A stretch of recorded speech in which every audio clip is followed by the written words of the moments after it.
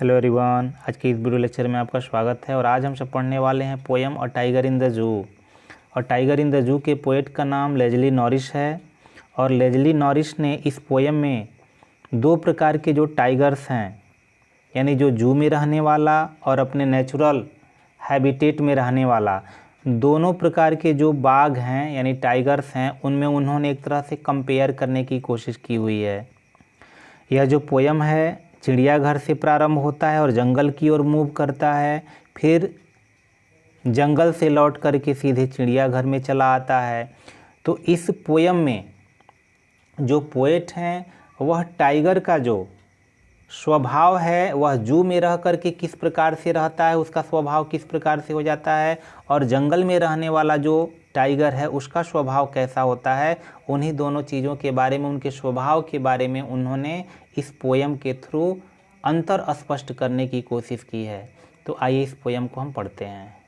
तो आइए पोएम को पढ़ते हैं। तो पोएम है, he stalks in his vivid stripes the few steps of his cage on pads of velvet quiet in his quiet raise.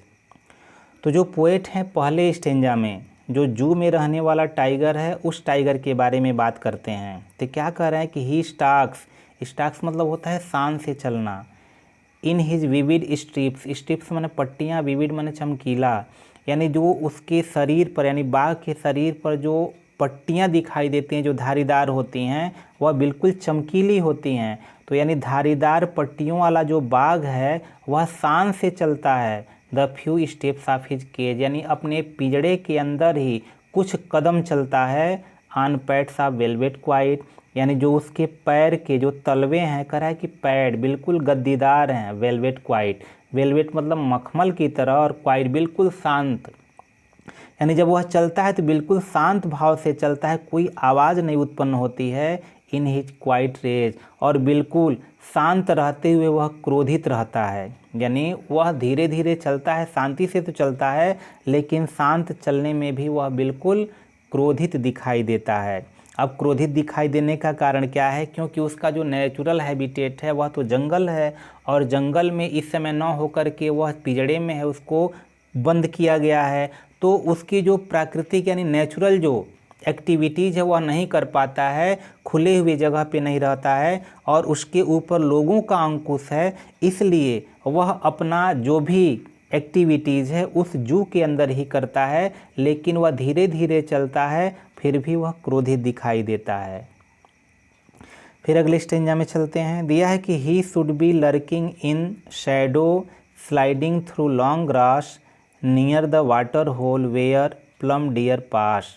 He should be lurking, lurk मतलब होता है घात लगा करके बैठना, छुप करके बैठना, इन शैडो छाया में, sliding through long grass near the water hole where the plump deer pass. तो यहाँ पर वह अब सीधे सीधे जो जू वाला टाइगर है उसके पास से अब सीधे जंगल में रहने वाले जो टाइगर है उसके पास आते हैं। मतलब यहाँ इसको कह रहे हैं कि ही शुड बी, ही मतलब यहाँ tiger, he should be lurking, यानी जो चिड़ियाघर में दिखाई देने वाला जो टाइगर है, पोएट कह रहे हैं कि ही शुड बी लर्किंग, इसे तो घात लगाए हुए होना चाहिए था।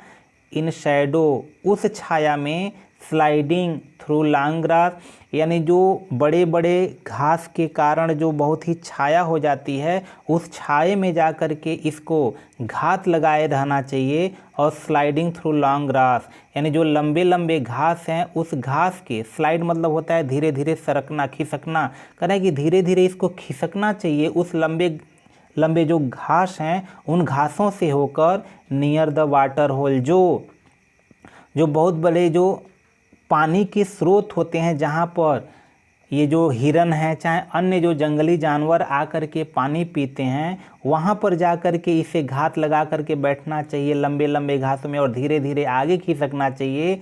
वेयर करें जहाँ पर प्लम डियर पास, और प्लम मतलब होता है मांसल, मांसल मतलब मोटे मोटे तगड़े तगड़े, डियर पास यानी जहाँ से हिरन वह गुजरते हैं बहुत मोटे तगड़े मांसल होते हैं, वहाँ पर जा कर के घात लगा कर के इस टाइगर को बैठना चाहिए था या वहाँ घात लगाए रहना चाहिए था।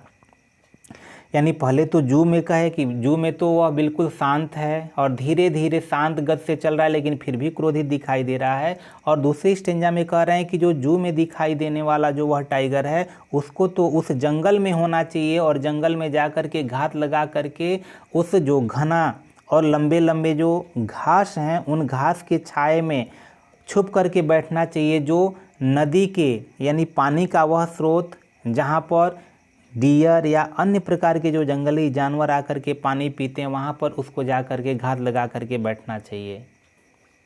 फिर अगले स्टेंजा में कह रहे हैं कि he should be snarling around houses at the jungle's edge baring his white fangs his claws terrorising the village.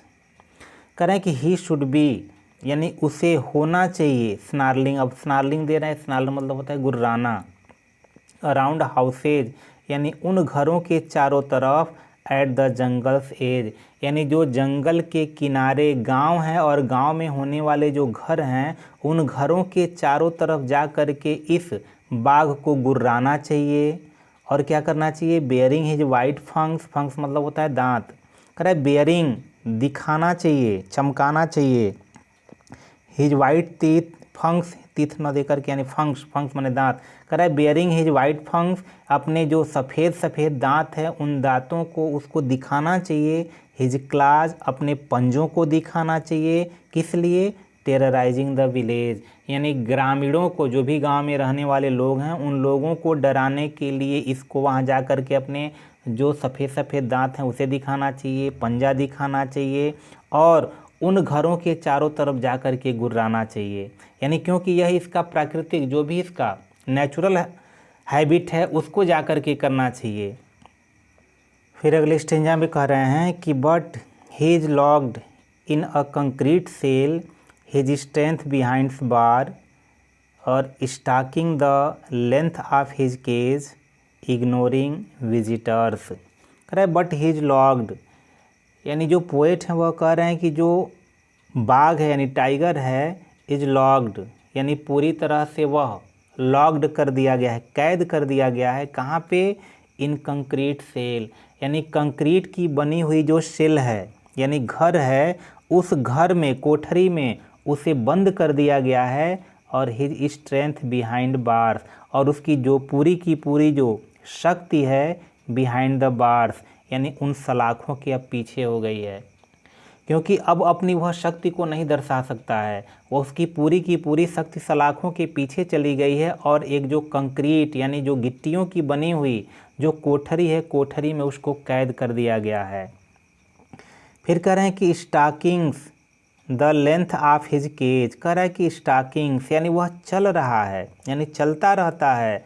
The length of his cage यानी अपने पिंजड़े की जो लंबाई है उस लंबाई भर चलता रहता है। और इग्नोरिंग विजिटर्स और जो भी दर्शक वहाँ होते हैं, लोग होते हैं, उनको बिल्कुल अनदेखा करता हुआ, उनके तरफ बिल्कुल ध्यान न दे करके वह आने जाने वाले को किसी प्रकार से वह ध्यान से नहीं देखता है और वह उसी में धीरे धीरे चलता रहता है।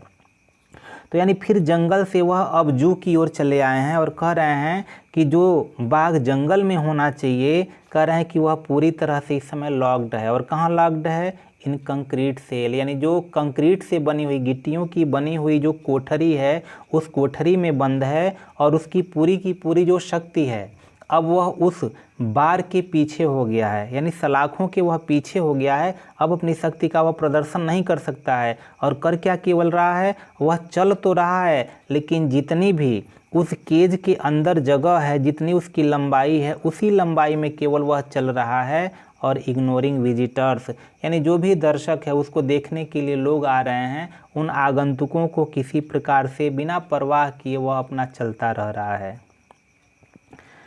फिर अगला स्टेंजा है, दे रहे हैं कि he hears the last voice at night the patrolling cars and stairs with his brilliant eyes at the brilliant stars. कह रहा है कि ही हियर्स, ही यानी जो टाइगर है, हियर्स सुनता है, द लास्ट वॉइस जो अंतिम आवाज़ है, एट नाइट रात की, यानी जो रात्रि की, रात्रिकालीन जो अंतिम आवाज़ है वह आवाज़ सुनता है। किसकी आवाज़ है? पेट्रोलिंग कार्स यानी जो गश्त लगाने वाले कार होते हैं जो बिल्कुल पहरा देते हैं घूम घूम करके, कार में बैठ करके, जीप में बैठ करके, तो उन पेट्रोलिंग यानी गश्त लगाने वाले कार की केवल वह आवाज़ सुनाई देता है उसको। एंड स्टेयर्स, कर रहा है कि वह घूरता है, देखता है, विद हिज ब्रिलियंट आइज, यानी अपनी चमकती हुई आँखों से वह केवल देखता है। किसे देखता है? एट द ब्रिलियंट स्टार्स, यानी जो आसमान में चमकते हुए जो तारे हैं, उन तारों को अपनी चमकती हुई आँखों से वह देखता रहता है और वह कुछ नहीं कर सकता है, क्योंकि उसकी पूरी की पूरी जो स्ट्रेंथ है वह इस समय सलाखों के पीछे हो गई है। तो इस प्रकार से यह पोयम समाप्त होता है। आशा करते हैं कि यह पोयम आपको समझ में आया होगा। तो अगर पोयम समझ में आया होगा तो निश्चित रूप से इसको शेयर कीजिए, वीडियो को लाइक कीजिए, और यदि अब तक आपने चैनल को सब्सक्राइब नहीं किया है तो चैनल को सब्सक्राइब कीजिए। फिर मिलते हैं किसी अन्य वीडियो में, तब तक के लिए धन्यवाद।